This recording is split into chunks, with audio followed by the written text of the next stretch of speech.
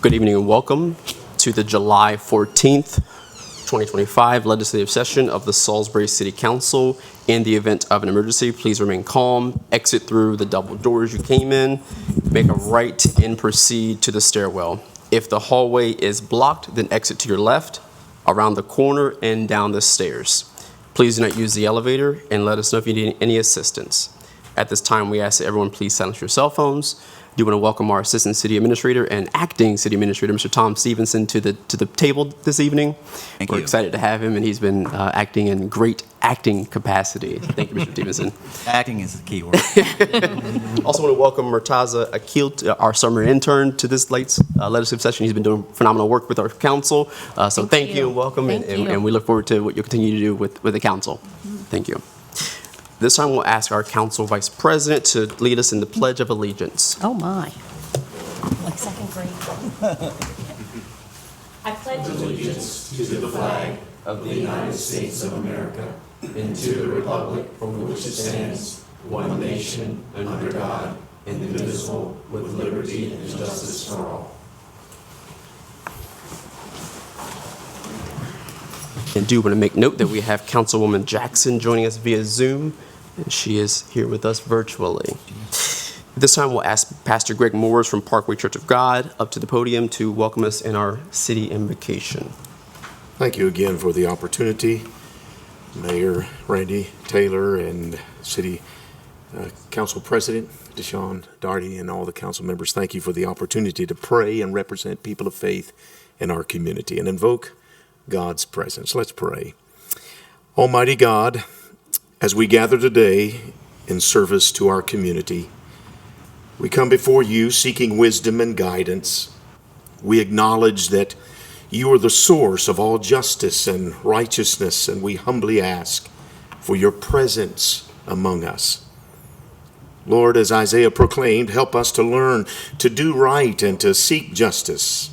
Grant us the courage to defend the oppressed, to take up the cause of the vulnerable, to speak for those who cannot speak for themselves.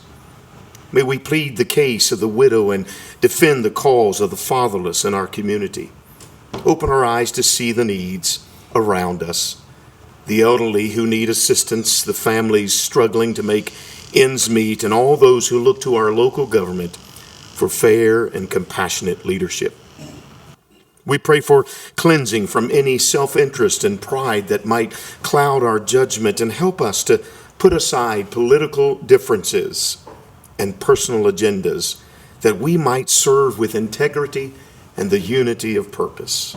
Grant us wisdom as we make decisions that affect the daily lives of neighbors and friends, and help us to be good stewards of the resources entrusted to us, and to always remember that we are accountable to you, O God, and to the people that we serve.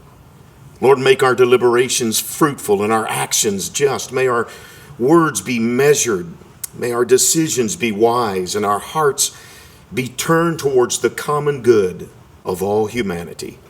We ask your blessing upon our great city, upon our citizens and all who serve in leadership. And may your peace, your sweet peace, rest upon our community, and may your righteousness guide our steps. And it's in your holy name that we pray. Amen and amen. Thank you, Pastor Morris, and thank you, Parkway Church of God, for what you do. This time we'll turn over to the mayor's office for a few presentations to honor the retirement of Master Police Officer Milton Rodriguez.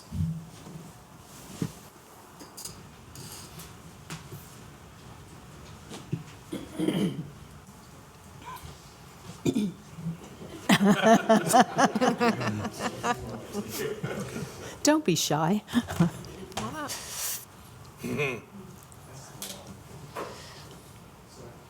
Sir, congratulations, sir. Thank you, sir. As always. Sorry.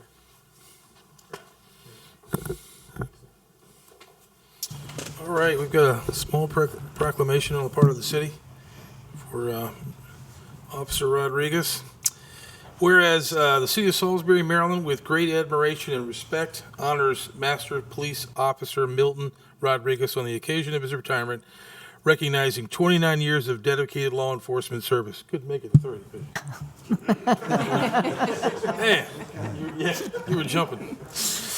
29 years of dedicated service with the Salisbury City Police Department. And whereas born in El Salvador in 1863, you would have been retired by now, yeah. 1963, Milton Rodriguez immigrated in the United States, graduated from Great Neck South High School in 1981, began his law enforcement career with the Salisbury Police Department on July the 11th, 1996. And whereas during his career, Milton served in the Operations, Administration, and Criminal Investigation divisions, ultimately earning the title of Master Police Officer and mentoring younger officers in accordance with the department's mission. And whereas from 2010 to 2019, Milton was assigned as a task officer, force officer, and sworn U.S. Deputy Marshal with the Capital Area Regional Fugitive Task Force, contributing to federal and regional law enforcement efforts. And whereas Officer Rodriguez is commended for his meticulous professionalism, dedication, and reliability, having earned numerous accolades, including the Silver Star Award, Chiefs Award, Meritorious Service Award, and many other commendations for his exemplary service. And whereas Milton faithfully upheld his oath to preserve and protect and defend the Constitution, serving the citizens of Salisbury with honor, integrity, and distinction, and with his retirement on May 30th, 2025, marks the end of a truly remarkable career that will be deeply missed by the department and the community of Salisbury. Now, therefore, I, Randolph J. Taylor, Mayor of the City of Salisbury, do hereby proclaim July the 14th, 2025 as Milton Rodriguez Day.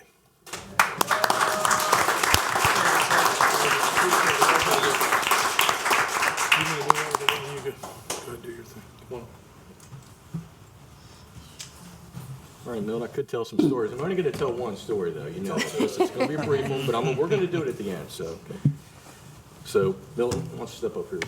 Sure. All right. So, Milton, what I have here for you is the state of Maryland's, the governor's citation commemorating your retirement. And this is signed by Governor Moore, and it reads, Milton Rodriguez, greetings, Master Police Officer Milton Rodriguez.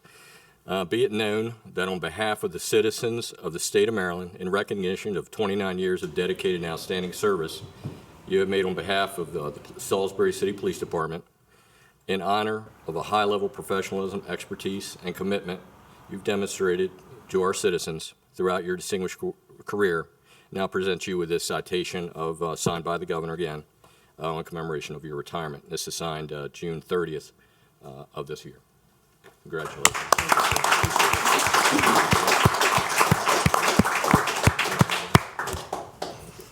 And the gifts just keep on going. So I know, right?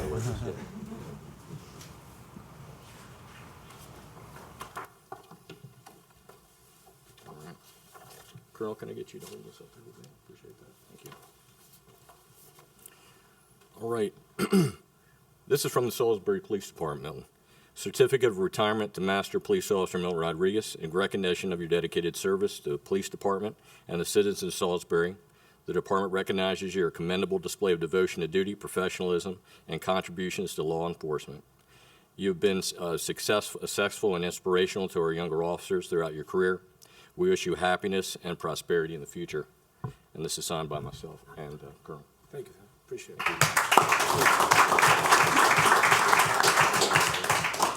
This also comes along with a award that will be displayed in your shadow boxes. Thank you. Thank you. Thanks, Milton. And we got one more. One on the way, yeah, please. Other than your retirement check. So it's customary for the police department to put together a display of Milton's awards and the recognitions of his service. And these are all the badges that he wore throughout his career. Wow. That's very nice.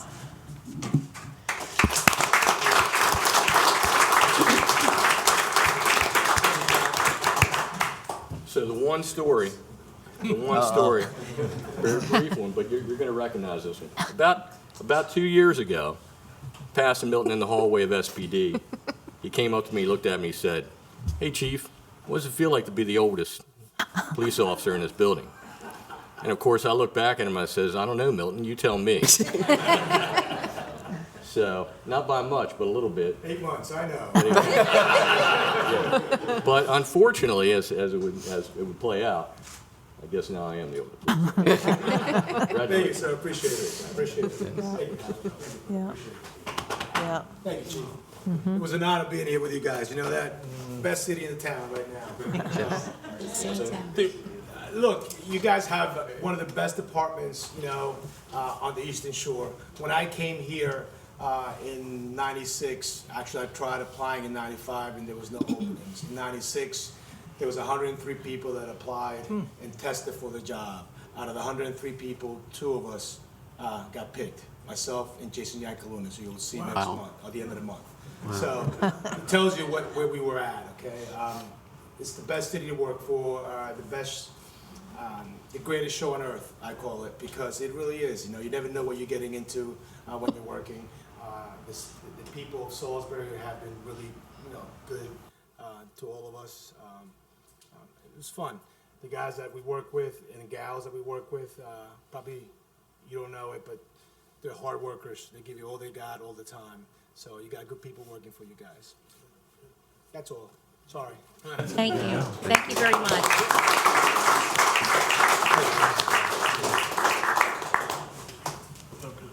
Yeah.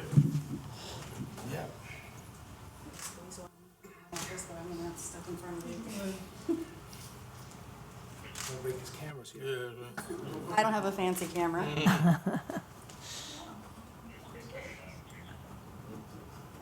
Thank you, guys. Appreciate it. Congratulations. You're a start party worker. Yeah. I could stay away. That's why you could do that.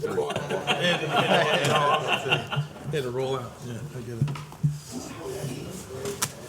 That's good stuff. Yeah. Thank you all for that wonderful presentation and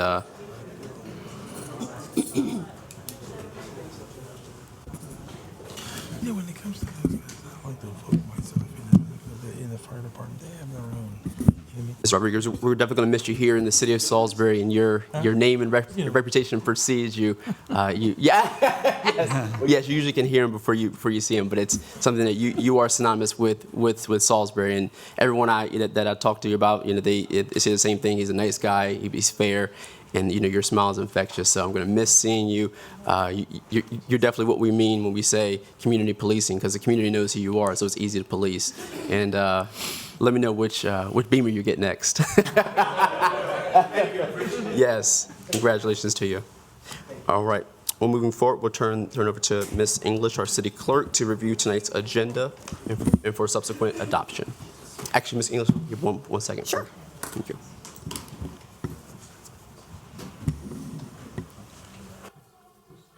At least one of you all to stay back. No. There you go. There you go. Somebody with a weapon. Yeah. Thank you, Ms. English. Sure. Good evening, Council. The agenda this evening, we have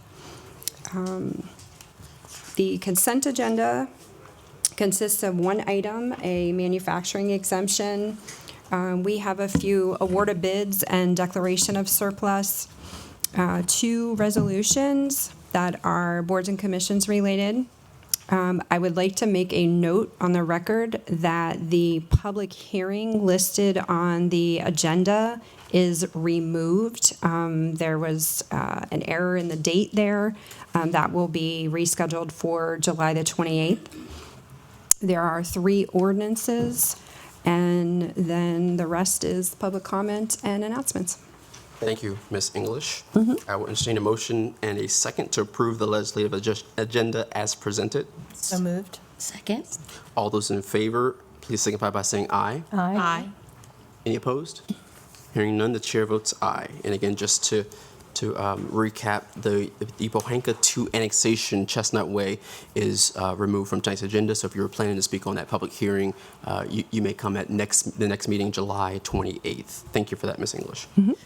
I will entertain a motion and a second to approve the consent agenda. So moved. Second. Ms. English?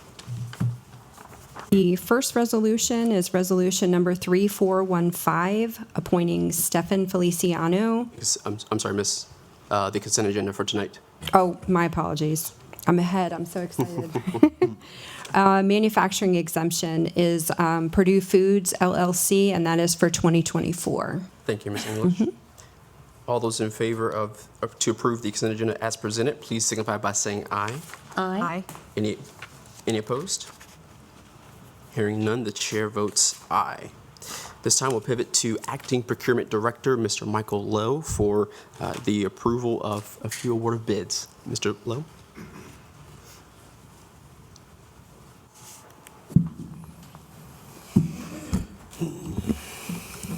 Good evening, council. Good evening. Evening. I have a rather lengthy list this evening. This is kind of typical for the beginning of the fiscal year. So the first item on the agenda is... Mr. Lowe, could you speak direct? Thank you so Yeah, much. sure. Sorry. The Department of Procurement seeks award a bid approval from the Salisbury City Council for the solicitations as defined herein. The city followed required bidding practices as defined by the City of Salisbury Charter and the Municipal Code of Ordinances, and publicly posted the solicitations for the city's competitively bid procurements on the City of Salisbury's procurement portal, Planet Bids, and the State of Maryland's website, eMaryland Marketplace Advantage. And the first bid on the agenda is ITBA 26102. This is the citywide pavement resurfacing for the Department of Field Operations.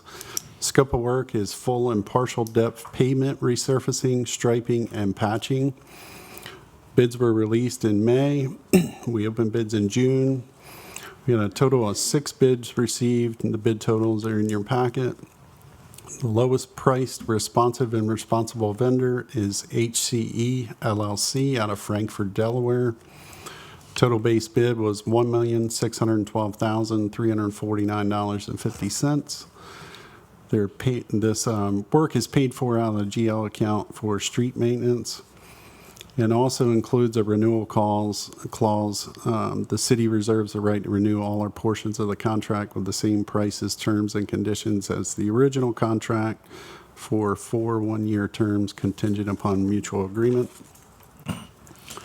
The next item we have on award of bids is ITB A26101. This is the citywide concrete repair and placement for the Department of Field Operations.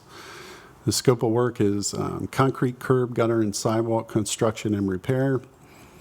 We released bids in May, opened bids in June, had a total of 6 bids received, and they're shown in your packet with the totals.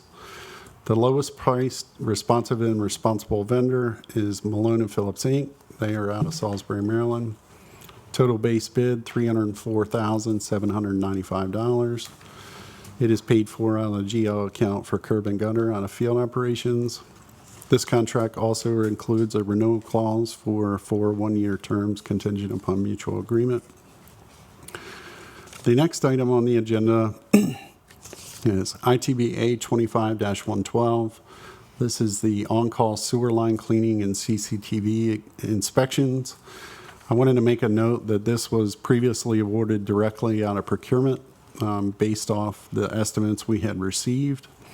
And we have since realized with some of the work allocated between waterworks and infrastructure that they would exceed that council threshold for award. So we're bringing it back tonight to present. So this is a master price agreement for cleaning and inspection of stormwater and sewer pipes. We had originally released the bid in February of 25 and opened bids in April. Had a total of 3 bids received. And the lowest bidder is Premier Service Group out of Easton, Maryland. The totals look low with the bid totals because that was the estimated work they had given us by linear footage when we released the bid. It's paid for out of GL account sewer inflow and infiltration. This contract contains a renewal clause for 2 additional one-year terms after the base term of the agreement. The next item we have on award of bids is ITB 26-104. This is the ambulance for the Salisbury Fire Department. These are 2027 F550 4x4 road rescue ultramedic ambulances. The pricing is derived off of the Sourcewell contract 122-123-RVG. This contract was awarded to Atlantic Emergency Solutions out of Salisbury, Maryland as a participating partner and dealer. Contract term runs, or the original contract for Sourcewell started in March of 24 and is effective through February 28, 2028. The total cost for this purchase is $2,105,980. And I also want to note there's an error in the packet. You'll see that the sanitation truck and the ambulance accounts were transposed in the forms. So the actual account that will fund the EMS vehicles is the 27090577025. Purchasing authority per the City of Salisbury Charter, SC 16-3, general policy of competitive bidding exceptions, states that competitive bidding is not necessary or appropriate in the following circumstances: contracts in which a city receives a contract price negotiated by the state, county, or other governmental entity pursuant to a valid contract. Cooperative purchases are permitted under Sourcewell by the City of Salisbury. And the last item I have on award of bids is the ITB 26-103.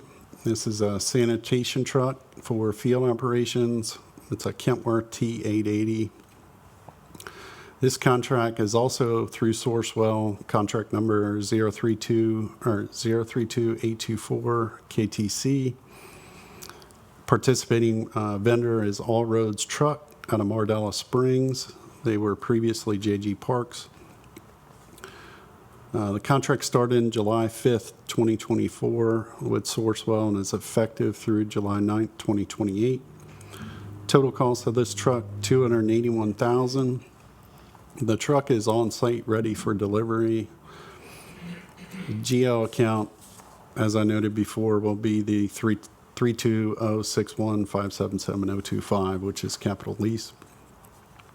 And again, the purchasing authority for the City of Salisbury, SC 16-3, general policy of competitive bidding exceptions, states that competitive bidding is not necessary or appropriate in the following circumstances: contracts in which the city receives a contract price negotiated by the state, county, or other governmental entities pursuant to a valid contract. And the last item I have on my agenda is surplus declaration. Mr. Lowe, we'll hold off on that one. We'll do all the award of bids first, and then. Okay. Council, any questions on the award of bids? I just have, President, one question.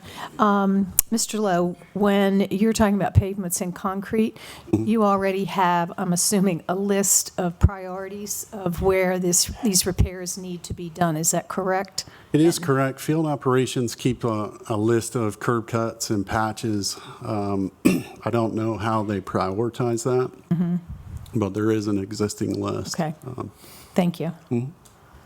I was going to ask about the list also, and I wanted to ask the mayor, now this goes along right with your project, right?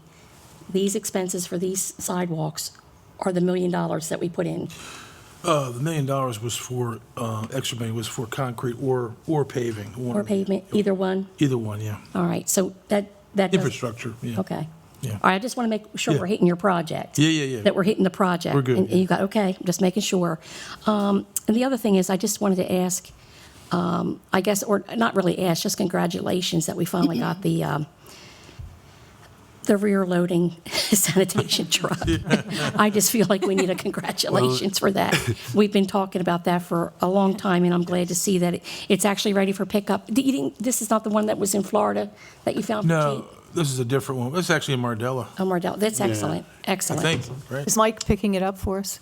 The other Mike? Yes, he will be, and we'll I actually, almost want to go out there myself, too. Yeah. Yeah. Donuts out in the parking well- lot. Congratulations, I'm glad it's here, I'm glad it's arrived. and- I saw him driving on Coastal High with his shades on. I don't know what the hell he was doing. Well, I'm glad it's here. That's all I got to say about that. I All am right. too. Thank you, and thank you. Thank you, Council. And what my questions actually have already been answered, so thank you, Council, for that. Well, two of them. My last one is just for referencing the ITB A-26101, the citywide concrete repair and placement. Can you speak to why, again, all of them are just around the same price as far as bidding, but then just that one, Unicom Construction and Engineering, why is that one just about triple the other bids? So occasionally, there's certain entities that if they receive a single bid, they're restricted to award it. So at times, you will see companies, what I call spitball a bid at certain places online. Their main focus of work is engineering. Okay. So they do a lot of design build projects as, the contract manager. Their main bread and butter is not concrete. And also, I wanted to mention the city typically budgets a separate bucket for concrete and a separate bucket for paving. They usually budget about $750,000 on paving. They were gracious enough to add a little bit more money this year. I think we have almost $1 million for paving. But that's where your estimates on your front page come from, are really based off the line items of the budget and the terms of the contract itself. Good. Yeah, that was my question. I just didn't. While they are the outlier, I didn't want to us to get knee deep into this project, and then we see you again. Well, because if it's any contest, Malone and Phillips has on and off held the citywide concrete contract for over 30 years, I think, and they legitimately won that as low bid, I think, running 20 years. Amazing. Yeah. Okay. Mr. Mayor, do you have something to Yeah, I was just going to say, the way that they bid it, they give a certain amount of linear feet of flat work, curb work, blah, blah, blah, blah. I never understood. It took me a while to go, how do you do that? Yeah. And so that gives them enough of a body of work to get their scale up, and they give you a decent bid, or, a reasonable bid, or reflective bid. Yeah. So the number is really not the number. It's just, Malone lost last time we bid this, and they came in very aggressive this time. Okay. Given no other questions from council, all those in favor of approving the award of bids, please signify by saying aye. Aye. Any opposed? Hearing none, the chair votes aye. Mr. Lowe will pivot to you for I'm sorry, I'll entertain a motion, a second to approve the declaration of surplus. So moved? Second. Mr. Lowe? So our declaration of surplus today kind of runs in with Milton's retirement and Jason Yankelunas. So we have on surplus 2 service weapons for officer retirement, Jason Yankelunas and Milton Rodriguez. It has been a tradition at retirement that they receive their service weapons as a gift. Okay. Empty, though. Yeah. Okay, yeah. Of course. Yeah, you get 6 more rounds. No. Okay, council, any questions? None. None? Okay. All those in favor, please signify by saying aye. Aye. Any opposed? Hearing none, the chair votes aye. Thank you, Mr. Lowe. Thank you all very much. Yes.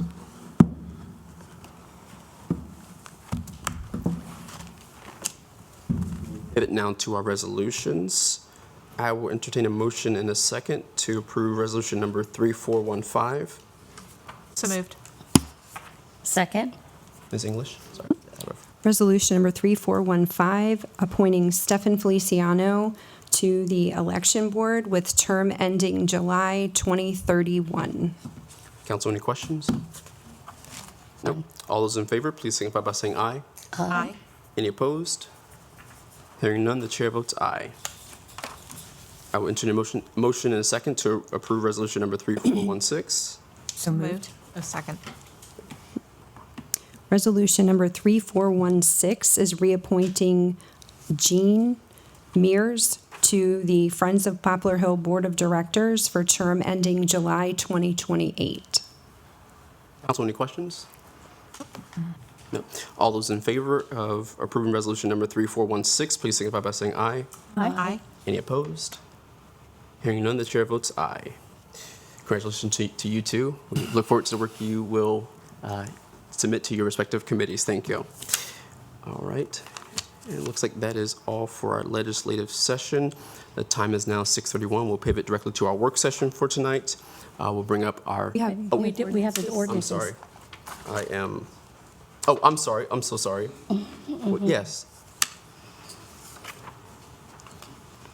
Page 3 of 4. Yes, sorry. I'm not used to paper. I'm used to my sorry. All right, we'll pivot to our ordinances for this evening, and we have Ms. Ryan here instead of Ms. Boucher.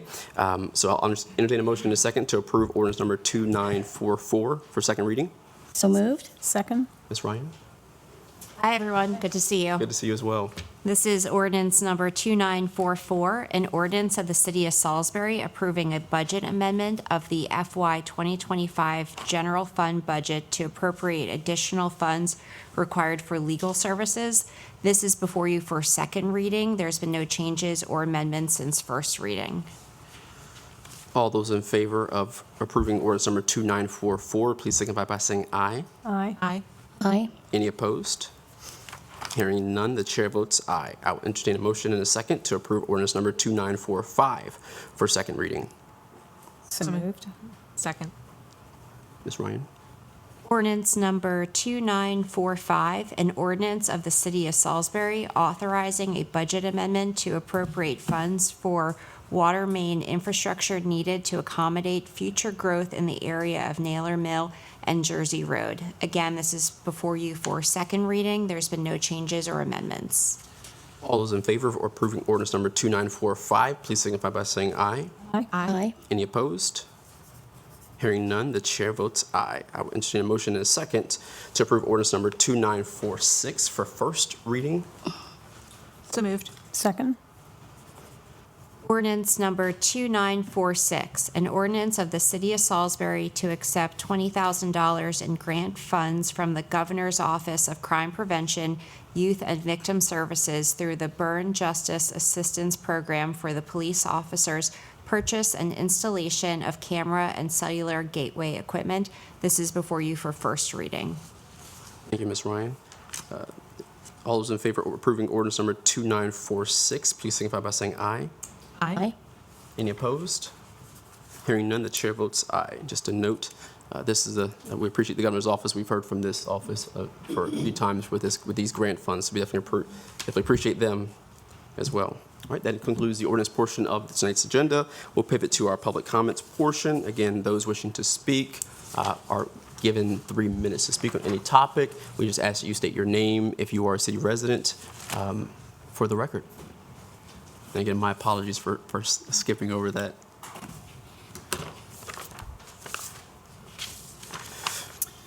Hi, everyone. I'm Molly Hilligoss. I'm the CEO of Habitat for Humanity of Wicomico County and a city resident. And I wanted to give the public and the council and mayor an update on our critical home repair part of our mission. Do I need to stop? Yes, keep going. Yeah, I have it here. You're fine. Okay, Yep. all right. So in the last 12 months, we've helped 27 families receive critical home repairs. And we have just recently signed grant agreements totaling $660,000 that will serve low-income homeowners that need critical home repairs. So I wanted to be sure that you're aware. So when your constituents call you and say, hey, I need help with a new roof, or my insurance is about to be canceled, or I can't get into my bathtub because I need a walk-in shower. These are the types of projects that we want to help your constituents. This funding is, we need licensed contractors. So if you have, people in your area that are small business owners that are licensed contractors, we will pay them. So we are not asking for people to do the work for free. Now, I will say that for the homeowners receiving these repairs, we will put a lien on the property. In some cases, it is a forgivable lien. It really just depends on how low their income is. So what I would like to suggest is maybe a work session so I could go into some of the details of some of these programs because it is complicated and is very paperwork heavy. But the funding is here. and we are excited to serve. Thank you. Thank you, Ms. Hildegoss. I'm ready with the timer now. But how come it's not up there? It's not plugged into your computer, is it?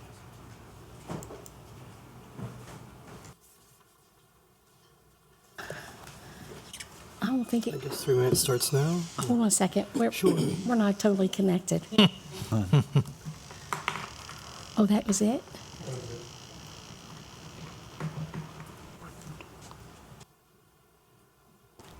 Okay, Awesome. all right. Okay. Can you clear it? I intended on coming here. I intended on coming here to speak about this idea I have for an LGBT plus targeted restaurant, hopefully in Salisbury. I'm an idea guy. I don't know much more than that. But I obviously cannot speak on that right now. If anyone hears this and is interested in hearing more about that, you may just email me at behindthesmile2005@yahoo.com. But what I need to speak about, my last time I speak, obviously. So my autism is gonna show for a little bit for a moment here that I, a while ago, created a list of my top 20 favorite non-chain restaurants. And my favorite one is pretty obvious when I say that it's a place I've had 2 or 3 birthday parties at, been going to for 8 years, support the place regularly, love the servers, love the staff. Everyone's super nice and super friendly. I have probably invited and brought dozens and dozens of people there.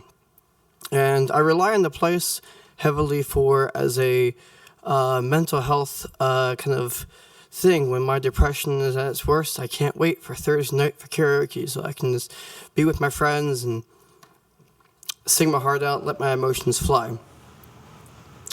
And then 2 or 3 weeks ago, I came to a meeting where all I pretty much said was the luxury apartments that there are going to be built do not seem appropriate for downtown as opposed to a different neighborhood. Like putting a bottle of whiskey drinking whiskey out of a bottle of wine, kind of a thing, Struck a nerve, obviously. So as of Thursday, because of that public comment, I am no longer allowed at that establishment. I am now banned at my favorite restaurant. I don't know how long. It might be for good. Who knows?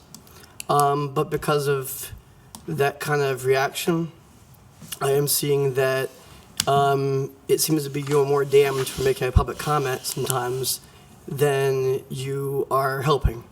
So for all intents and purposes, before I get banned from some other place, after 3 or 4 churches of being banned from other places as well, for being gay or whatever, this should be my last public comment. I'll probably still come here occasionally to see what's going on, and I guess I tried my best to be a voice for the city. If you wouldn't mind stating your name and if you are a city resident. Nathan Cox. Thank you. Thank you, Mr. Cox.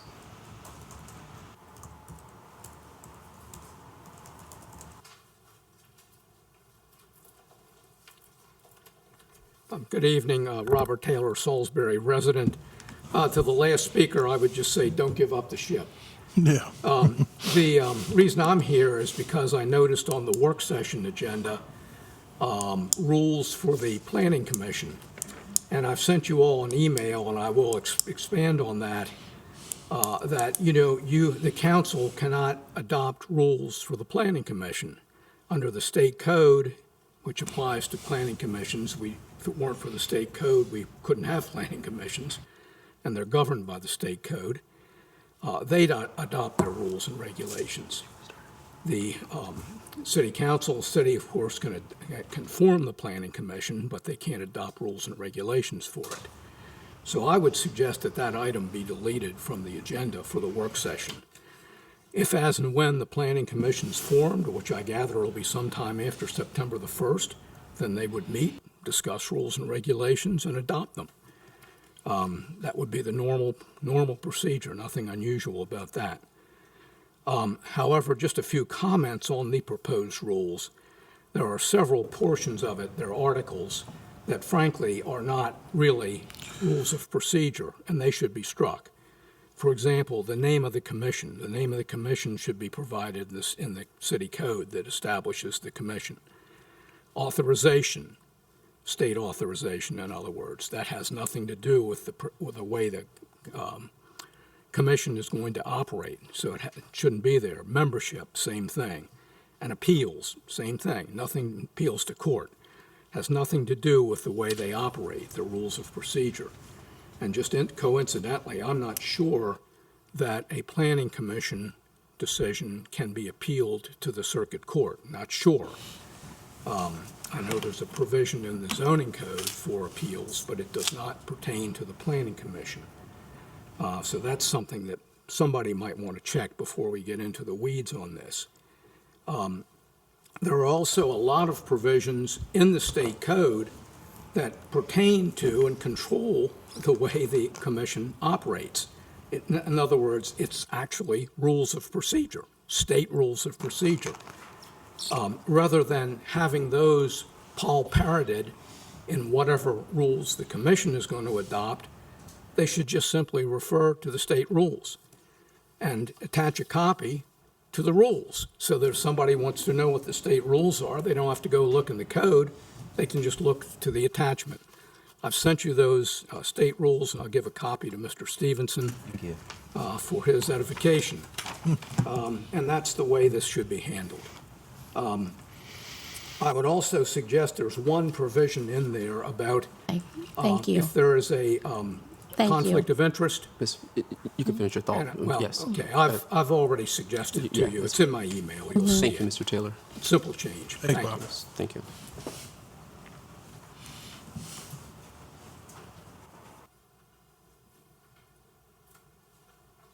Oh, God. Here he comes. Pronsky himself.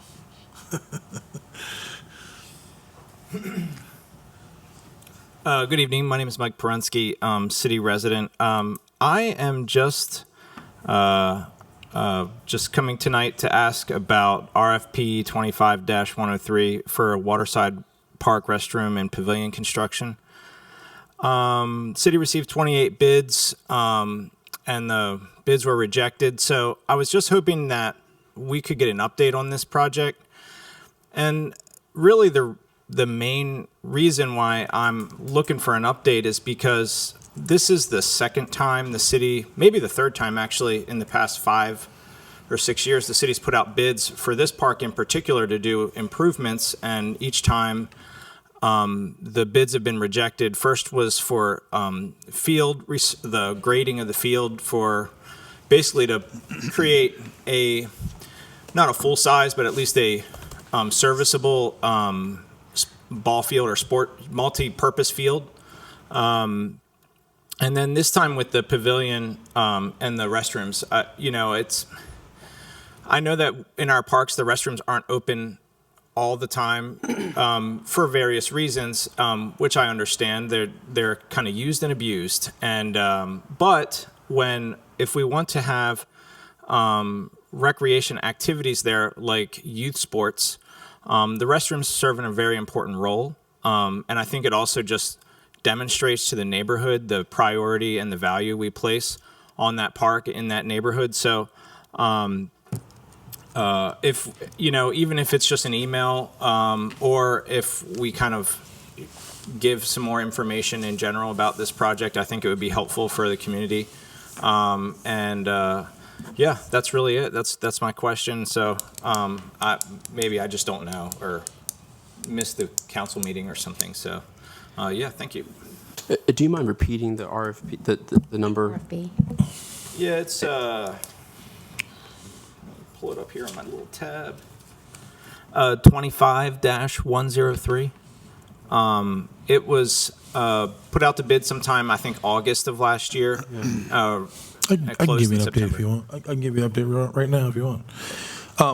This is a project that's been around for a long time. I wasn't aware, but it has been out. It actually has been out to bid, I think, 4 times, maybe 5 times.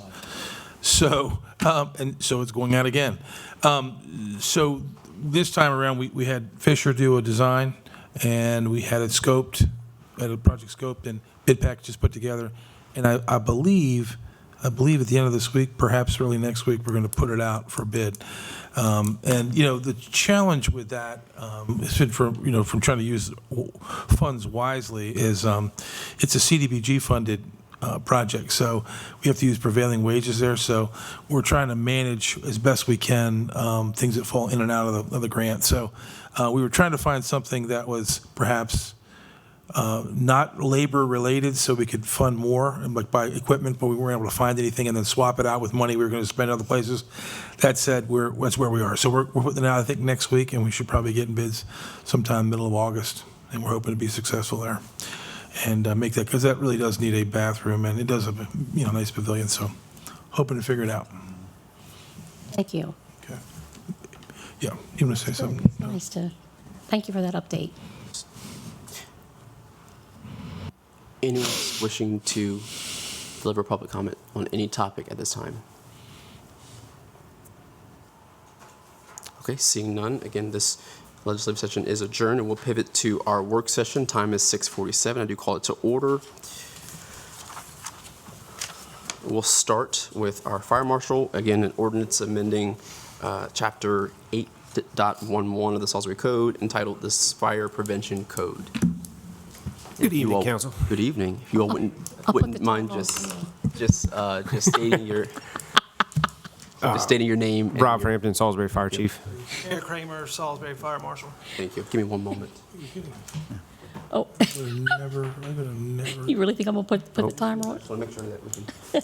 So I've got Eric here tonight. He's going to eloquently present some changes in the Fire Prevention Code that he knows much better than I do. So. Yeah, this ordinance is simply just changing the language to match the COMAR regulations, which essentially we adopted as our fire prevention code. So where we had a requirement for a permit for consumer fireworks, the language in COMAR is ground-based sparkling devices. Make sure that our language matched that. Pretty simple. That's it? Basic. Right. Wow, that's what we like. Thank you. Council, any questions on this? No? All right. Do we have consensus to move forward? Yes. Yes. Yes. Yes. Thank you. And thank you. Thank you, guys. Yes. Thank you. All right, next we'll pivot to our Housing and Homeless Manager, Christine Chestnut, on ordinance to accept Community Foundation of the Eastern Shore funds for Ann Street Village. Lovely. Yes. Welcome. Well, thanks. Of course. Good evening, everyone. As he said, I'm Christine Chestnut. I'm the Housing and Homelessness Manager for the City of Salisbury. Essentially, this funding we applied for and received $500 from the Community Foundation's Community Needs Grant. What we did with that funding was we purchased soil, plants, and tools and all the things to, we have 24 very large flower pots that used to be on the downtown plaza when the plaza was, before it was renovated, and they're stationed between each unit. And I believe in the past there had been some things planted there, I'm not sure, but anyway, there was nothing in any of them besides weeds. So we pulled all of those and had a community work night where we had 6 students come and get community service hours, and then some other community members came and helped us with that. So we now have tomatoes, eggplants, squash, zucchini, lavender, chives, cilantro, all those things growing, and they're beautifully. And one of our residents who, I'm going to admit I was a little surprised, took ownership of watering those plants for us every day or every other day, depending on the need. He has made it his mission. So it's been wonderful to see, and now there's actual fruit growing and things. So we had a work night back a couple weeks ago, and they all came. So this is our picture of everyone that showed up. They all came out and helped us out greatly. So it was just a really cool thing. Some of our Ann Street members participated, about 3 or 4 of them, and then the rest of us community members. That is amazing. So this would just reimburse the funding that we spent to purchase that stuff. That is beautiful. That's amazing. Council, any questions? No, that's lovely. Thank you, Christy. I know, you do great stuff. Great you. stuff. Thank you. Perfect. Anything else you want to highlight about Ann Street or any good goods? Anything while you're... There's lots of good. We've had a couple folks move out to permanent housing, which is great. The challenge, of course, we're seeing is the affordability of housing, so people are taking 2 incomes to get approved. Sure. So that's been great. And just that seeing it operational is really cool. Coming back and seeing it full, almost full of people. We're not quite full yet. We're moving someone in about every 2 to 3 weeks. It's a transition for the person who's moving in, as well as a transition for the community that's already there. So we're not just dumping a bunch of people in at once, but we have some needs. The more people we have, the more needs that we have. So we're working on it. The community has showed up and been super supportive again. So it's been great. Ms. Chestnut, thank you. We appreciate you. Good job. Absolutely. Council, we have consensus to move this forward? Yes. Yes, thank you. Thank you so much. Yes. All right, next and final, we just have 2 items for council discussion. And again, this is a full group discussion here at the table. First is going to be the Lot 10 subrecipient agreement discussion. And we just, invited up Ms. Conyer up. She'll introduce herself, and then Mr. Swagger here. Swagger, yeah. Perfect.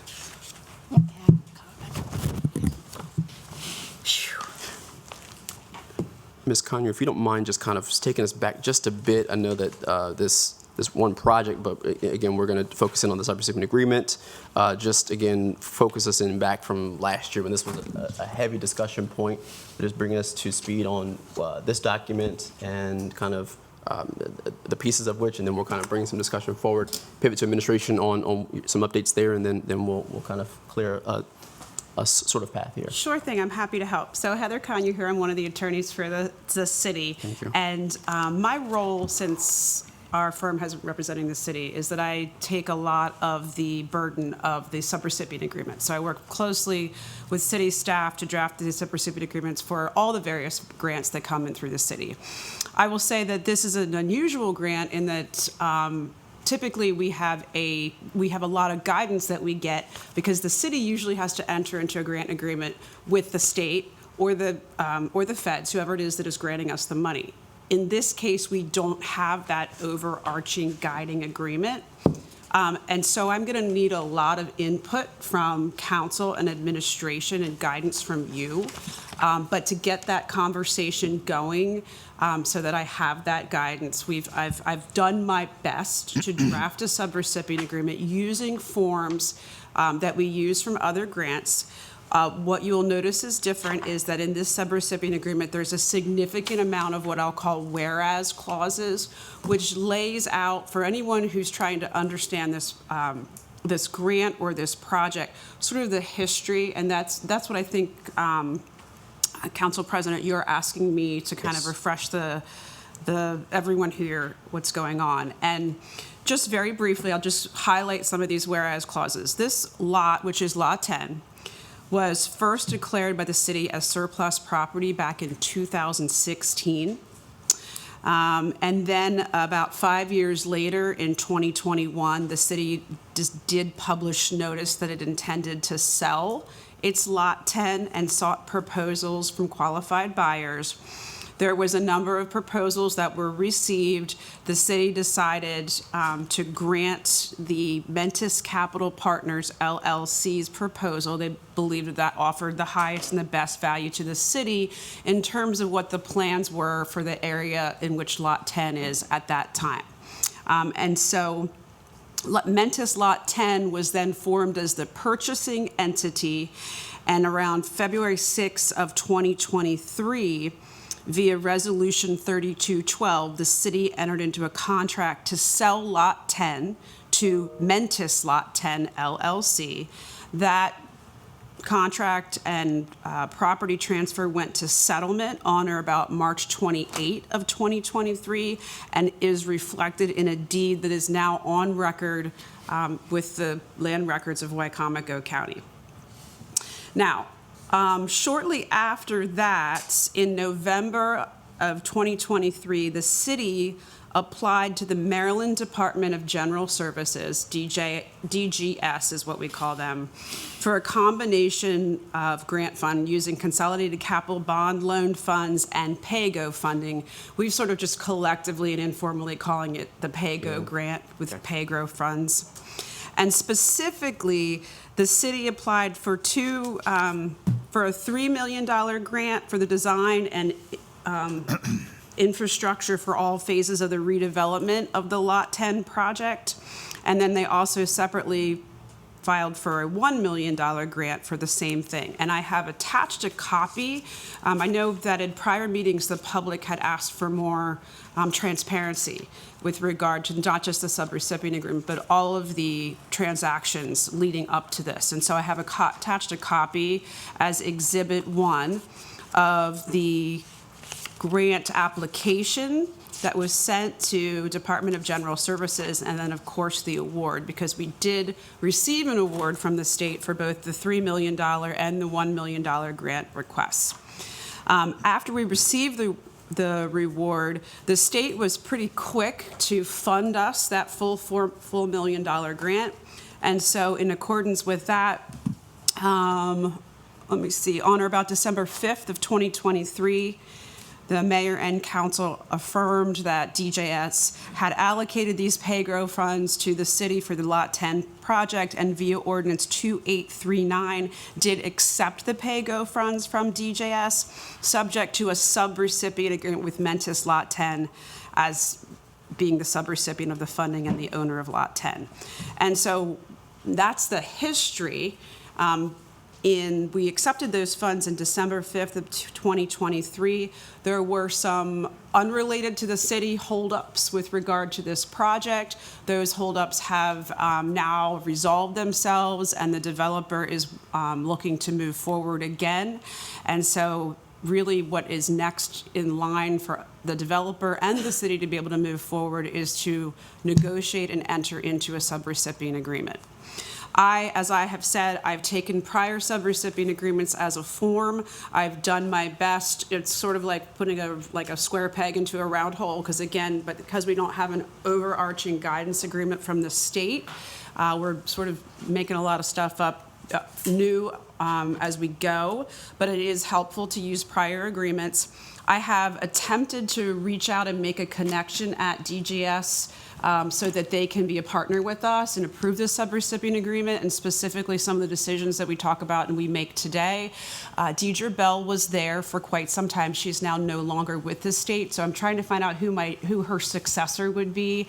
I've only been working on that for about a week, and I'm going to continue to work on that. Sometimes it's hard to get immediate responses from the state. So my plan is to go back to them when I have more guidance today from the city. But specifically, a lot of this stuff is standard. We make developers have insurance. We make them fill out forms when they want reimbursement for certain type of approved and eligible expenses. What I would specifically guide you to today for your conversation is what I will call Exhibit B.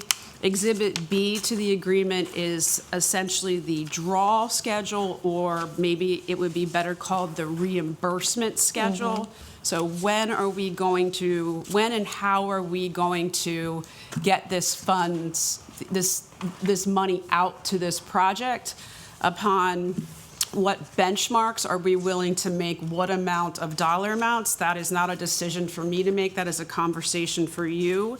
So I just sort of took a whack at Exhibit B based on some materials that have been provided to me that had come from the developer and what I'd read online on DJS websites about what are eligible expenses. But again, that is for you to really take the deep dive and to give me guidance as to what changes you'd like me to make to that section. So are there any other questions? Ms. Conner, I think that was a good, again, catching us up to speed, even myself, but for the public and for council on how we got here, where we are. But you answered my question as to what do you need from the city, and that's from everyone sitting on this part of the table. So thank you for that. Thank you for the work, the extensive work that you've done to kind of piece this together. And again, I want to preface, and I know you mentioned that this is a reimbursement, so that we're not just writing a blank. That's not the intent, and it is the intent to, of course, protect the city in this, but do our due diligence. So thank you for that, Ms. Conyer. Pivoting to administration in this ending, we have a few folks here. So you all want to update us on the conversation that you've been having in the recent days and week? Yeah, we've had two productive conversations. We had a meeting with Nick, one of his partners with Mentis, Tom and myself. That went well.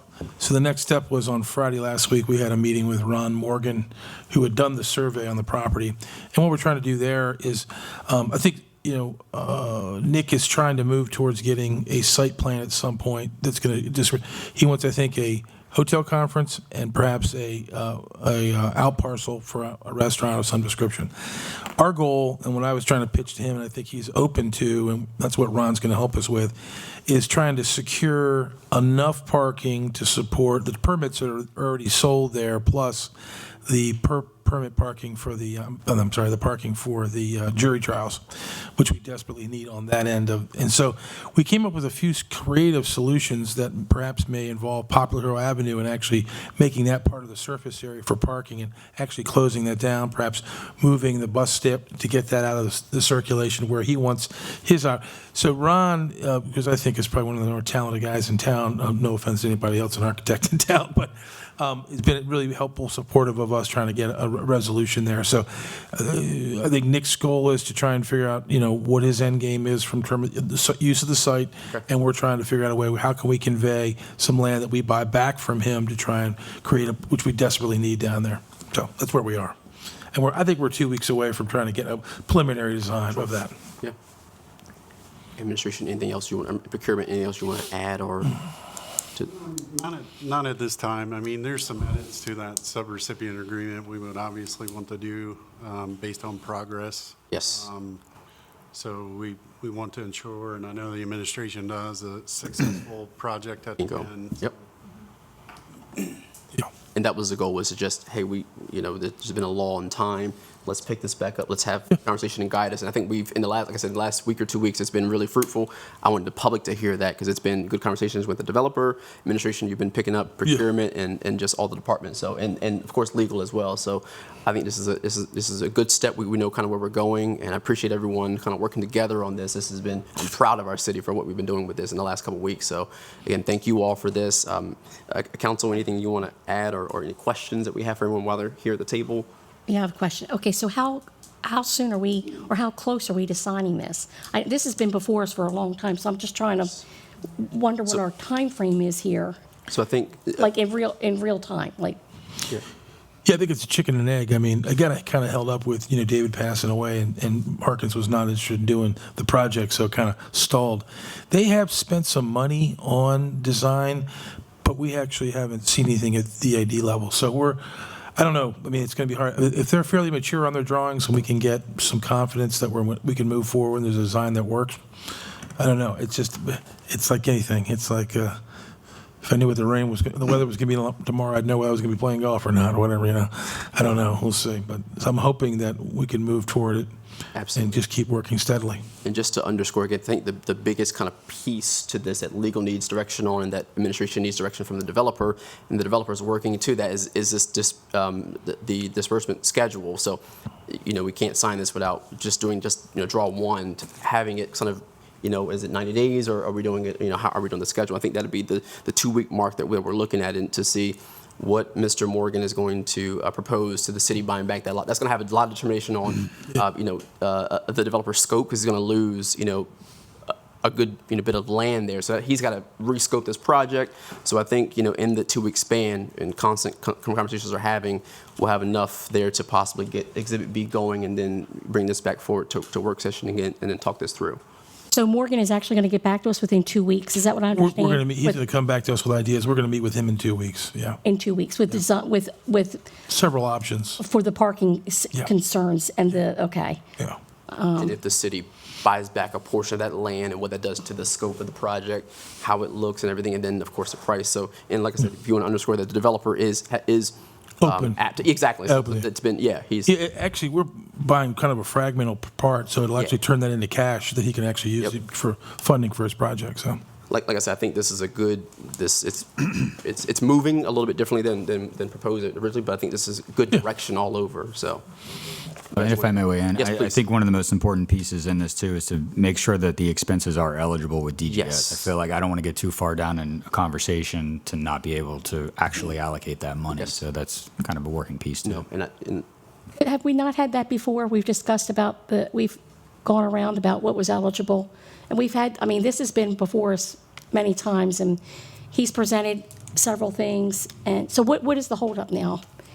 Or what's the question about eligibility? Because we've gone through that several times.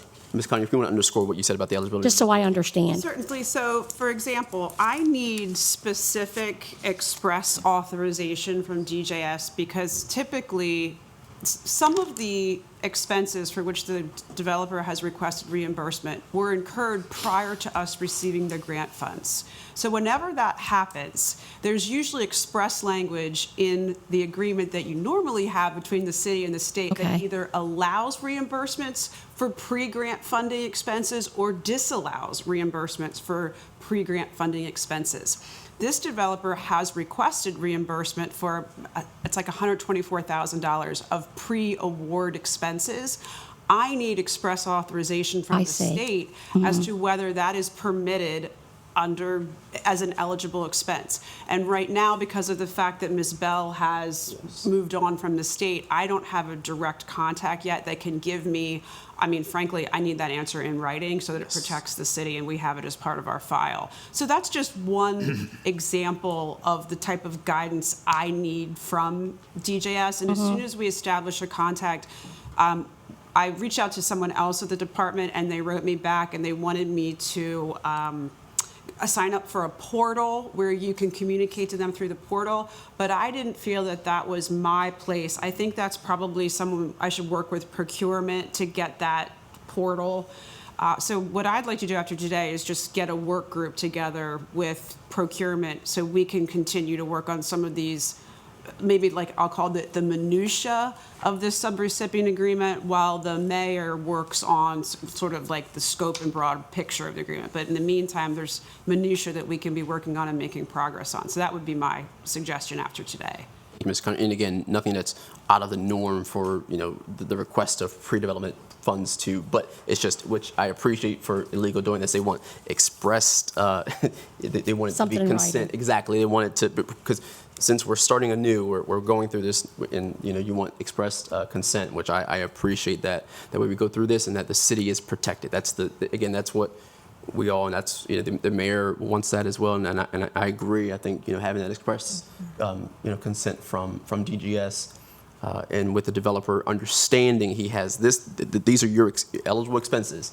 So you bring anything off this list, it is ineligible. So I think that's what we're trying to get we're all walking in this line together. So that's just it, Council Vice President. Thank you. Yeah. Anything else? There's a number of departments we'll have to involve in that. So the grants division out of finance is very in tune with disbursements and how to verify that. Yes. Also engineering. When we get to the plans, some of the ineligible expenses were designed for like pools, spas, and some kind of lighting, audio visual. So we have to be real clear in the subrecipient agreement, possibly during process of how those designs actually get completed, because a lot of times they'll be included in just your MAP design. So how do we segment that portion out that's for pools and spas or lighting from the operational electrical in the building? It's tricky, but we're working as a group internally. Everybody's aware. So Good. Good. We'll get to it. We have the right people to do it, so thank you. Good. Okay, well, given nothing else for now, we looks like in another, in our next meeting, or if not in the meeting after that, we'll have some updates and we can continue this conversation. So thank you, folks. Thank you, everyone, for your work in this. Thank you. Thanks, guys. Moving forward, again, same tune with our Salisbury Planning Commission, and I believe, Ms. Ryan, you're leading as far as legal on the formation of the document there, and just if you want to underscore the difference with all members of our DID team, if you want to underscore the rules of order, and again, knowing that the city will be relying on the planning commission that is formed to do that as well. So you all have seen this before. It was here last month for discussion. This is the ordinance that will create our own Salisbury Planning Commission. It has gone through a number of changes since then and has changed since it was posted online and sent to you all. My understanding is that the main discussion points have been the number of planning commission members who reside in the actual boundaries of the city of Salisbury. And so that's on the very top of, I have it as the second page of mine, but it might be a little bit different on yours. There was some discussion about changing that to 4, and then there's been some discussion on changing it back to 3. And so On 40, between 45 and 52, that section there in section A of membership, if council wants to work along with that. So we would need some consensus that that's where you want to land, that 3 of those members would reside in the actual city of Salisbury. The other item of this ordinance that's been a little bit of a moving target is whether or not people from outside the actual municipal boundaries are eligible to be on the planning commission. And originally, the discussion was on having people who either live or work in the 21801 or 21804 zip code. There was then some discussion on whether or not that should just be a growth area that's defined in the comp plan. I think where we have landed is that it would be people who reside in the 21801 or 4 zip code, but not people who work in those zip codes. And so those are 2 changes that have been made since, and I believe that's what Ms. English is handing out. Thank you. Ms. Ryan, do you mind just reading that for the record, and then we'll make sure that Ms. English provides it in the next packet, just reading the portion that's proposed to be changed. Sure. So on the version that I believe she's handing out would start at line 46, yes. At least 3 members of the Planning Commission shall reside in the municipal boundaries of the city of Salisbury. The remaining members of the Planning Commission shall reside in the greater Salisbury area, which shall be any address containing a 21801 or 21804 zip code. Any member sitting on the Salisbury-Wycomico County Planning and Zoning Commission at the time of its dissolution shall be eligible for membership on the Salisbury Planning Commission. So those are the substantive changes. We have, since the last time it was in front of you all, we've changed the whereas clauses a little bit, and we've changed some of the other text by removing some stuff that we didn't think was needed.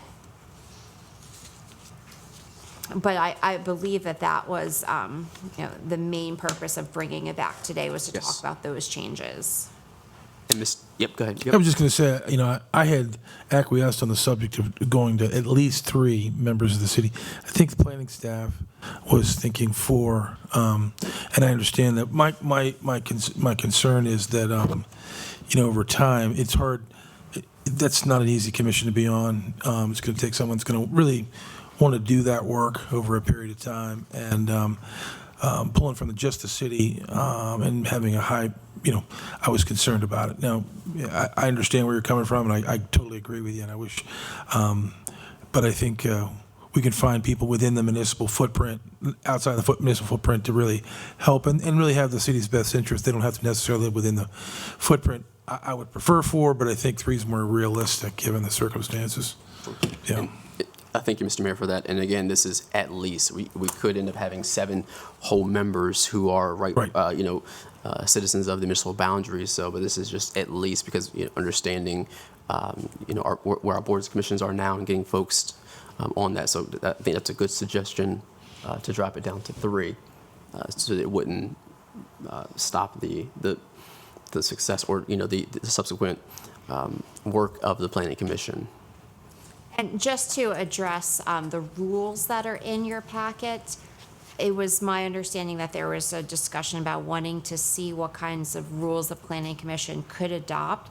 But as it's stated in the draft ordinance and in the rules, those rules are for the Planning Commission to decide. So that's likely something that would get reviewed during the first couple meetings and to let them kind of figure out exactly what they want. But we at least have a draft that they can start from. Thank you. I have a question. Are we married to having 7 members? Has there been any thought of having 5 instead of 7?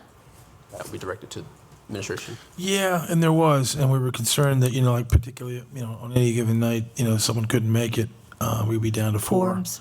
Okay. And so if we have 7 and we have 1 down, we're okay. What's a quorum at 5?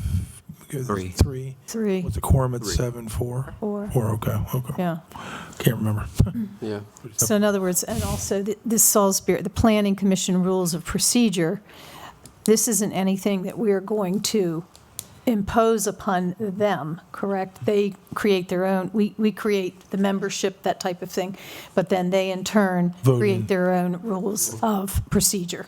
We do not dictate that. Yeah, this was discussed I think as a, someone on council, someone asked about that, and so they Yeah. just, again, this is something that we likely would see as something, again, they can adopt rules that are, Totally. yes, yeah, but this okay. is just I think legal would just add that in just to say, hey, these are generally what planning commissions. And those were taken from some other From s- boards that we have, Yeah. from Right. other jurisdictions, some various sources. That's not the, we need to make sure we even have a planning commission first before we Right. discuss Right. that. So, and again, to underscore the urgency, the county is fully prepared to, as September 1, to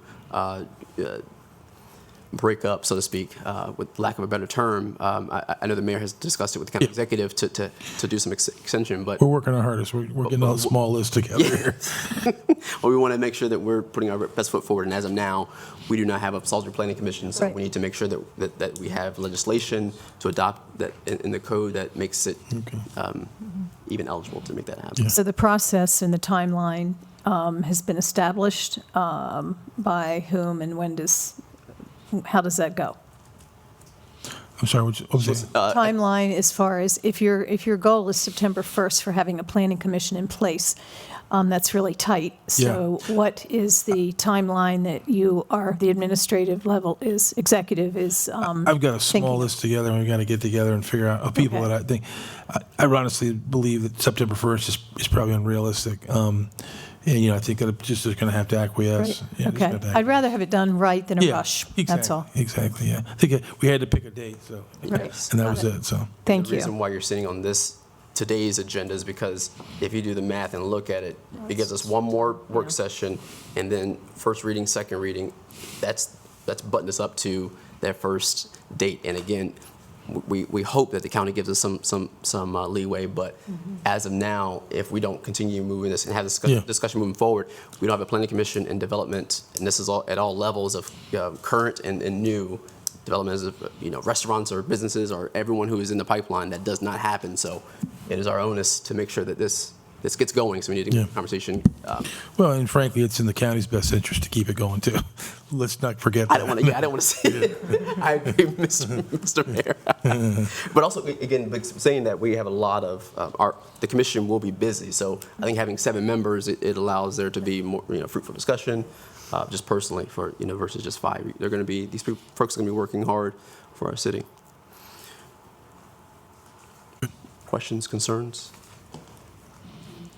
Ms. Ryan, what direction, other than the membership and the number of members, any other direction that legal needs? No, those were the kind of main points that kept moving. And so if everyone is on board with the 3 members being from the actual city, and that the rest being pulled in if they reside in those 2 zip codes, as far as I'm concerned, it's drafted. Okay. And it looks like Councilwoman Jackson wants to make a comment, but we're unable to hear her. And we're going back and forth. Tom, are you able to assist on your end? There he is. He comes out like Jack in the Box.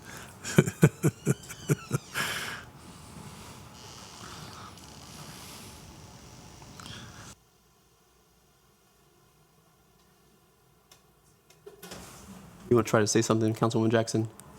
Hello? Oh, okay. Can you hear me now? Yes, ma'am. I think, I was only I sent it to you. Sharon and the rest of the council, so on us,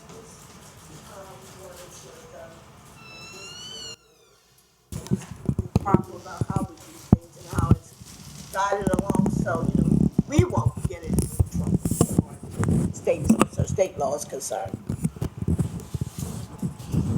Thank you, Councilwoman Jackson. All right, any other questions, concerns? Seeing none, okay, it looks like we have a little bit of homework to do, but is everyone just in agreement with dropping it from 4 to 3 members living in the municipal boundaries? Fine. Yes, Councilwoman Jackson? I like to see 4 in the municipal area. Oh. Because it's a city, I mean, I know it's in the city, but when we go out the county and we put more in from the county than we do in the city, then it's still a county. County planning commission. Yeah, I think we've only had 3 on the county version. Plus two plus council. Yeah. So, I appreciate that. I do appreciate that mindset, but I worry about being able to draw. And then second is, if we're careful and we're conscientious, I think we can find people who have united goals, even though they don't live inside the municipal footprint. I get it, and I agree with that. I struggle with that, but I think it's given the alternative not being able to find someone willing. I'd rather do it as a minimum, and then if we find out later that it's not, we can always modify it. Yes, and I think with our messaging, folks will just assume that you have to be in municipal boundaries. But I think in our messaging, Salisbury Planning Commission folks who have a stake in Salisbury. So of course those who live first. So we'll definitely, and again, it's at least, so we could have all 7 members who live in the boundaries. But I think that's a good point, Councilman Jackson. So, Mr. Council President, if I may, if we're looking for a walk away in terms of guidance here, yes. If we've landed on 3 within the 21801, 21804, and we understand that the commission will adopt their own rules, what else is holding us up from bringing this to legislative session? I know that Nick is ready to put together an application to start looking for members. I'm encouraging us to, I know Councilwoman Jackson doesn't want to move too quickly so that we don't make mistakes, but I'm trying to understand why we wouldn't go ahead and move this forward. I think that's a good point, Mr. Stevenson. Any apprehension or any caution for concern from council? So put it on the legislative agenda for next meeting on the 28th? Is that what we're looking at? That's what I'm asking. I see no need to delay it further if we're ready. Yeah. The council would love to hear from you. I'm fine with it. Councilman Jackson said just make sure we're doing the right thing. That's all she's asking. I think that's, yeah. I heard you. Yeah. Councilwoman DeShield? No, I'm fine. I said, as I said before, not to rush this, and as everyone's in with the executive branch, you have more on your plate to get this moving than we do right now. If I'm being candid, I have concern that the council is going to be willing to support us to the extent that we're hoping they will. Yeah. So I'm trying to suggest that we get this done sooner rather than later. It seems like so we'll be ready. So it seems like staff already has the application ready to go. We're ready to post this on the website. We're working on that. Yeah. So it was along the same line. So it looks like we can get this going. Again, I see no reason to. Sounds like teamwork. Yeah. Okay. Yeah. Well. Sounds good.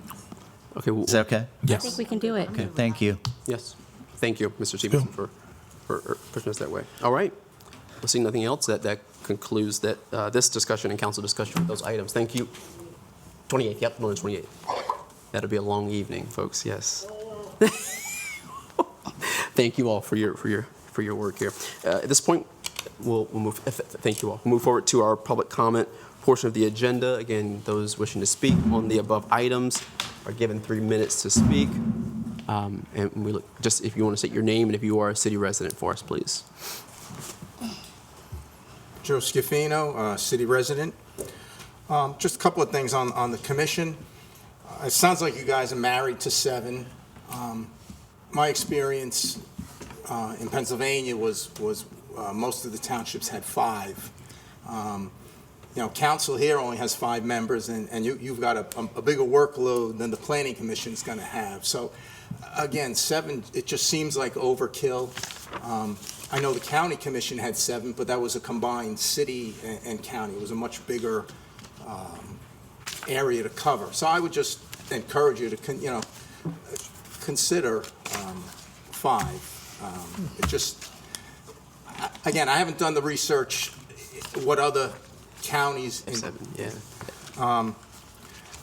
The question was sort of answered. I was going to ask, when is you going to start advertising for the planning for applicants? And this Article 10 about the commission appointing employees, that may come up later, but I know, again, my Pennsylvania experience, the borough engineer would sit in when we needed that kind of consultation. So I don't know about the hiring or whatever, but that's all I have. Thank you. Yes, thank you. I know that legal did some work about the surrounding cities and the number of members. I think I remember that 5 to 7, and they, correct me if I'm wrong, I think a lot of the cities nearest and around us do have 7 members, or but at minimum 5. But we are one of the larger cities.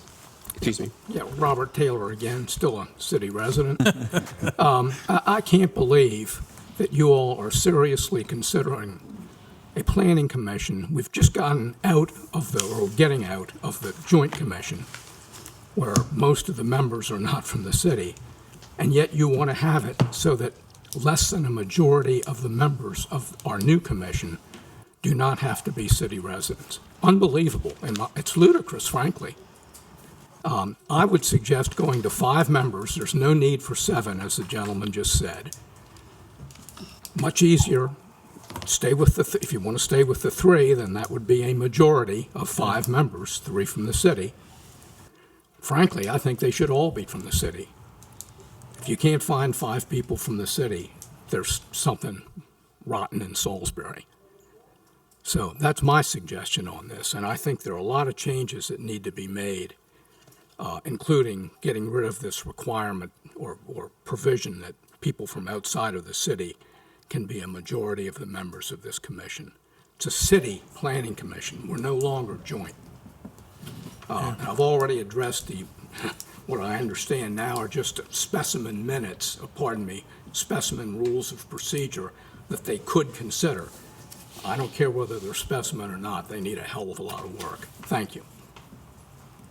Thank you.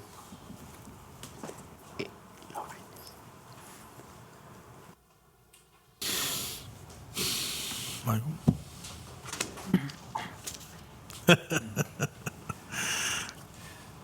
Hi, Mike Prunski, city resident. Question I had about the Planning Commission is really how the Planning Commission is going to interface with the Salisbury-Wycomico Metropolitan Planning Organization.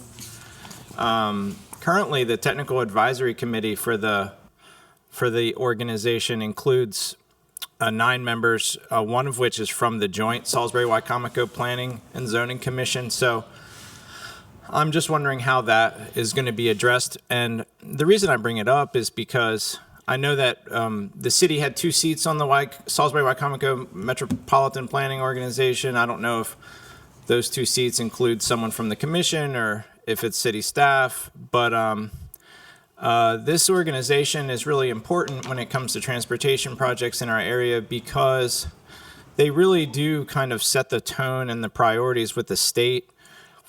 And there's some really important projects that we've passed up in recent years with funding that was available from the Salisbury-Wycomico Metropolitan Planning Organization. The one in particular I'm thinking of is just the feasibility study for the 6 Points intersection at East Main Street and Mount Herman Road and Long Avenue. Mm-hmm. This council passed on funding that feasibility study just over about 2 years ago.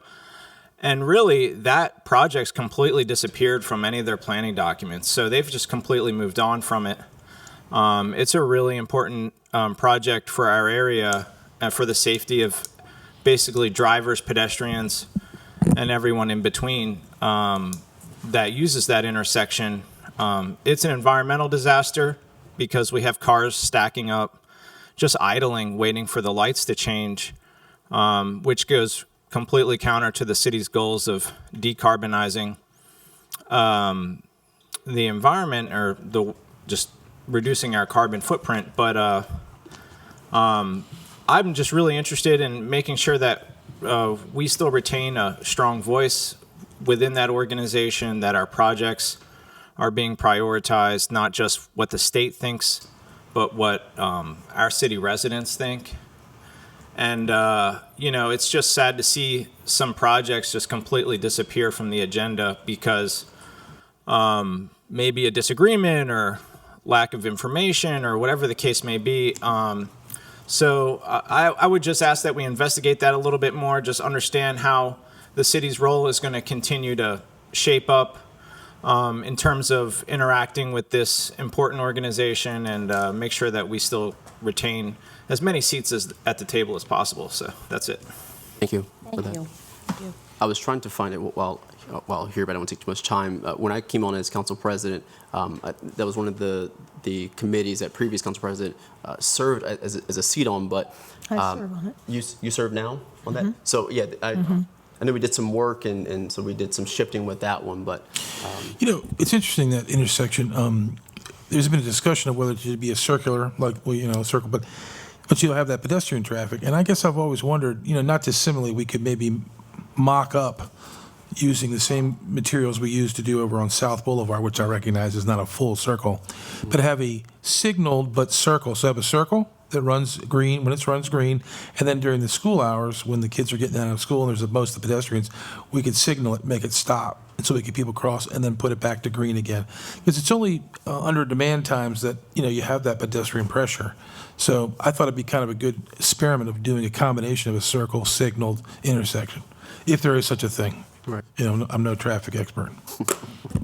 And that school was, I've gone to a few meetings over there. They were concerned about the pedestrian traffic and then the buses going through there. So they had a lot of concerns. But I know that it was at SWET or the state, maybe combined, they allocated some funding to study there. Yeah. Yeah, I'd asked for an update about it, and I really hadn't gotten much. Okay.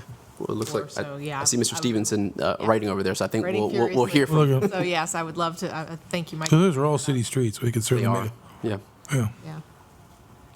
Okay. Pardon us. Anyone else wishing to give public comment on the above items? Okay, seeing none, we'll pivot to administration comments this evening. Me? 9 years since I sat here, so older, grayer, and still at it. So, Right. Yeah, good I'll enough. wheel you out. Thanks. All right. Couple things. One, went to Friday Night Lights the other night, and Muskrat Lightning was playing with Pete Bozick, and the mayor was dancing. That's where we wanted to be, right? That was a good thing. Where's the video? Where's the video? Yeah, there's that wasn't on. Yeah, Someone called Jordan. Yeah, that's There it. was some video. There was some, yeah. Captured. These somewhere. guys. Oh, Alan, my guy. That's funny. Come on now. Wanted to shout out to Wycomico Clean and some of the other groups involved with them. They did a big clean this weekend and made a big dent in the downtown and the Riverwalk. We're doing some work over there. I think that's really great stuff. So that's it. That's about all I got. So Thank you, Mr. Mayor. Mr. Stevenson, again, thank you. Thank you. I appreciate the opportunity. Of course. Sure. Council updates. We'll start with Councilwoman Jackson. I know she's joining us virtually. If she had any updates or things to. Yes, I do. Game on. The Election Playground from 9 to 1 p.m., Monday through Friday, through August 22nd. I have a lot of thank yous to give out because I've had a lot of people from the community come out and really assist with this program and are willing to come and help. I'd like to thank Vehicles for Change for providing snowballs. I'd like to thank Sean Tucker from Richard Hazel Youth Center Summer Camp for bringing children over to share in the fun. Wycomico County Schools for providing lunches, and have many more visitors coming out to speak with the young people and to teach them crafts. I have one lady who's going to teach them how to make gift baskets. Then I have Salisbury Truth Committee Truth Tour, Wednesday, July the 16th at 6 p.m. It'll be held at the Wycomico County Memorial VFW 10159, 821 West Main Street in Salisbury. And there are discussion local topics and concerns on how we can come together to make changes. Now I'm going to go back to gaining on. I would love for the council to come out and see if you don't stay about 10 or 15 minutes. Now I haven't been out there the last 3 days because I haven't really been feeling the best, but I have had one of the best times in my life. And the director, Asia, is excellent with the kids. And I'd just like for you to come out and just see what they do. You know, they've done painted flower pots, and I've got to go get the pots all the seeds now for me to put in them. They've made baskets for like the popsicle stick baskets. They've done a lot of things. I'm not sure what Asia has done with them thus far for the 3 days that I've been out, but I'll be ordering canvas that are already prepared for them to paint with the easels. That's a lot of things that, you know, they're doing, and we're working with them. I'm teaching them. I've seen as much as maybe 20 children out there at one time. And if we only have 2, that's 2 that need to be there. So we've had a marvelous time thus far, and I'm kind of missing them, but I've been kind of under the weather as well. But I will be out there tomorrow. And also, I have Unity Day at the VFW as well, August 2nd, 2025. I would like to see all of the council come out. I know I should have been sending out invitations and invites and things, but I haven't because I've been moving, and that's why I don't feel good right now. And we're looking for vendors, yard sellers, clothing, crafts, jewelry, face painters, nonprofit organizations, and information booths. So these are the things that we're looking for. And if you know anybody that is willing to give their time and their talent, please ask them to get in contact with me. My number is 410-726-8478. We would love to have them be a part of this day. And it's giving back to the community. So this is what the VFW does every year. Give back. This is what we do. So I really appreciate the time being on this Zoom this evening, even though I couldn't be heard a lot of the time. But it's fine. I couldn't see anybody either.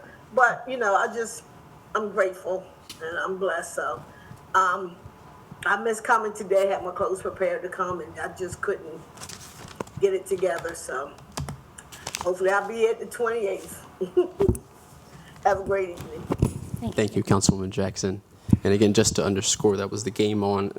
Could you highlight again the times? I think you 9 to 1. Through Friday through August 22nd. It's Lake Street. Yeah, I know where it is. Okay, I just wanted to put it in there.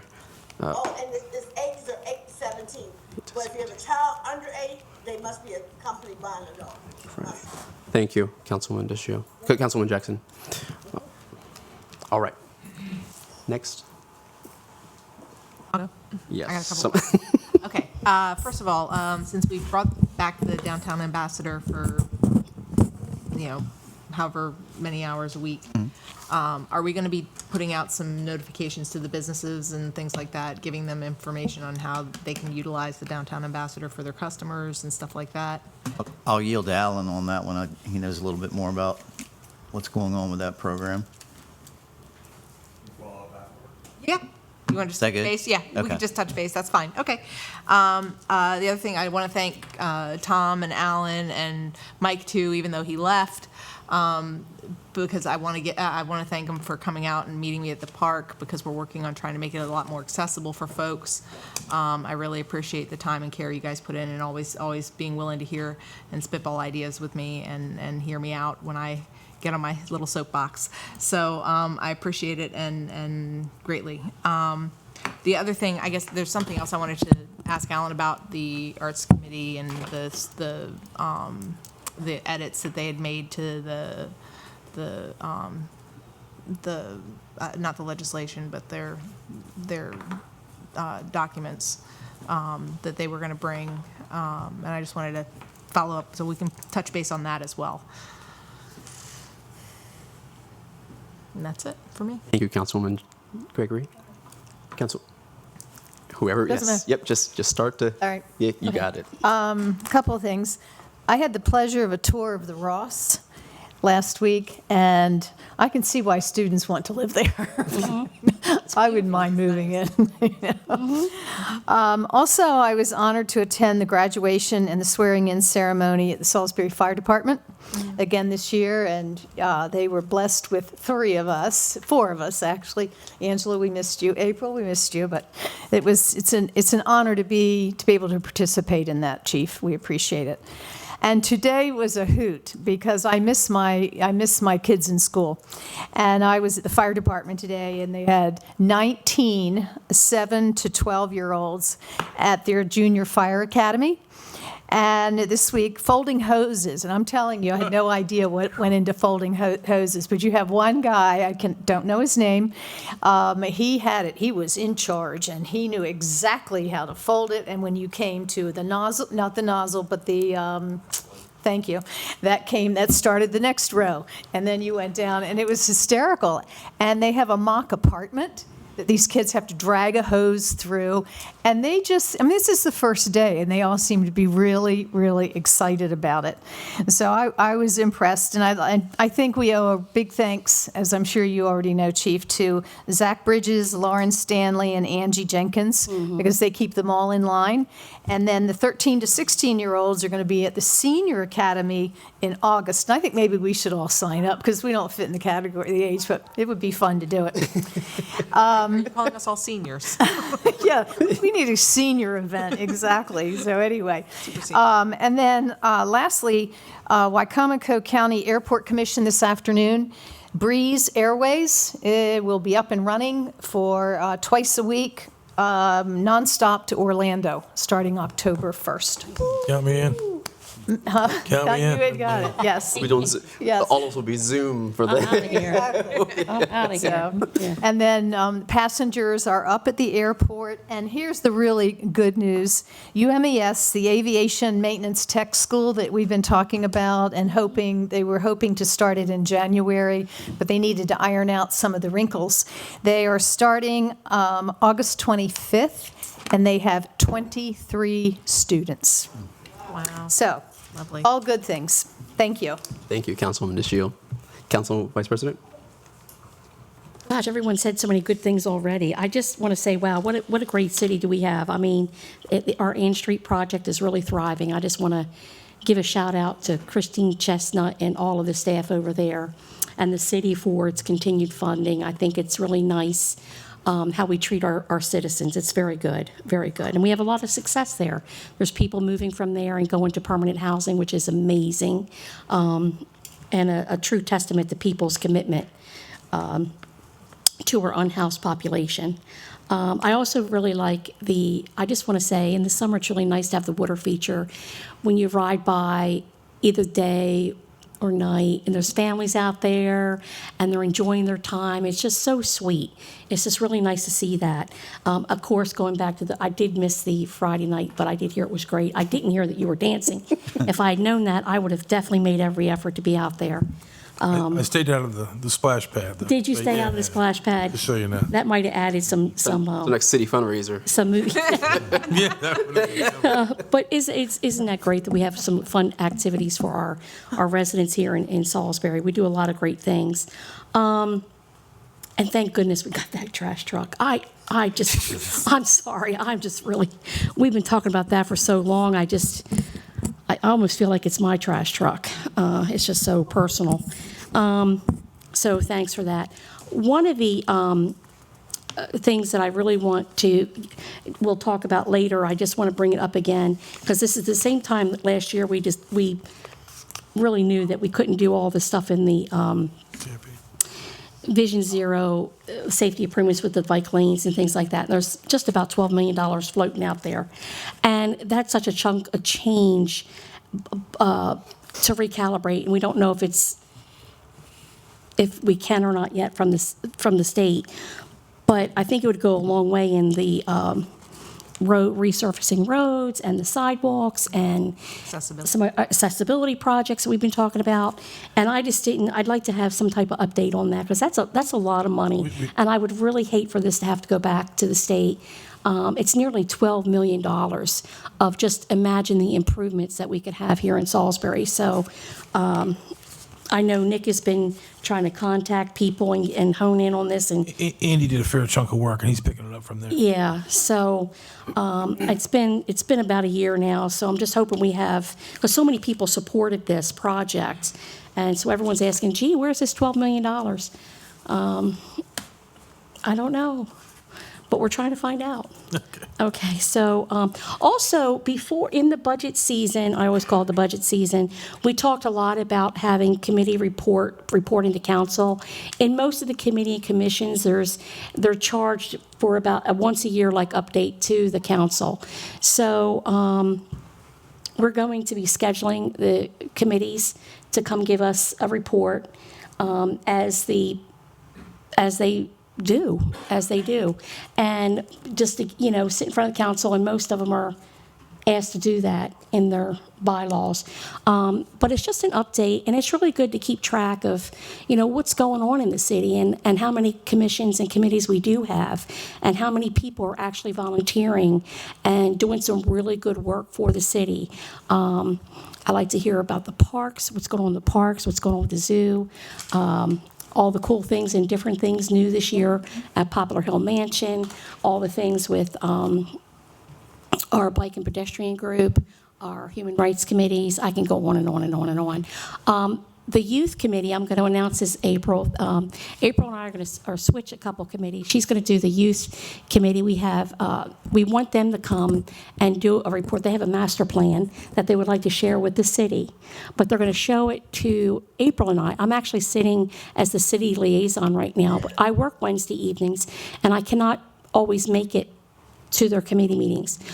But they are going to be focusing on the West Side Community Center. So I called up April and I said, I really think this is in your wheelhouse. Would you sit on that committee? She said yes. So Wednesday night, we're going to get firsthand of what the master plan looks like, and then do a switch off. So April can be more influential on that important West Side Community Center that the council and the administration have committed itself to, which is a big deal. And it would be good to, hear that type of stuff, for the city to hear it overall, have more of a comprehensive idea of what's going on with the committees. So those are the only things I really have. Thank you, Council Vice President. You're welcome. Thank you.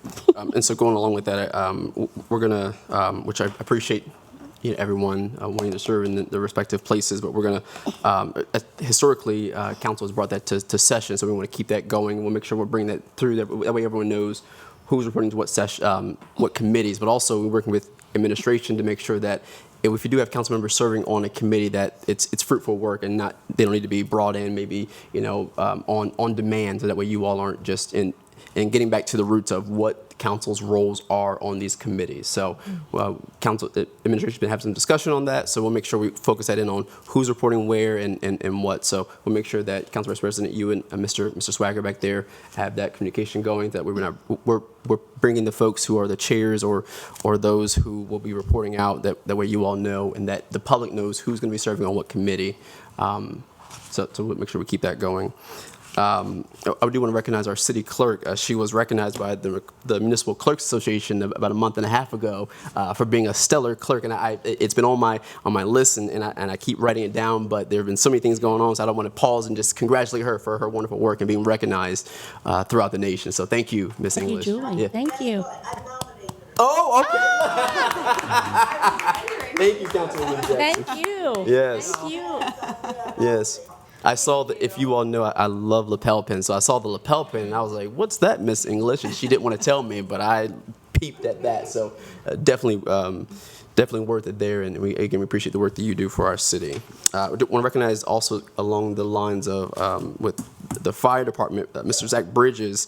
He's recognized out of 14 persons nationwide for the tremendous work that he does. So again, that while the department, we appreciate the work that they do, and they're tremendous persons there. Zach, time and time again, the work he does with our youth and with the programs, man, that we thank him. So to be recognized nationwide out of 15 folks. People say little old Salisbury, big old Salisbury. Okay, so again, we appreciate Mr. Bridges there. And again, that Junior Fire Academy, all week long, wonderful program. Again, look up the details there if you want to nominate your child. I keep want to know if I can get a part of that, but I guess we're seniors now. But wonderful program. The students love it. It fills up quickly. So that's going on all this week. You'll see members of council there supporting you all. So again, thank you for that.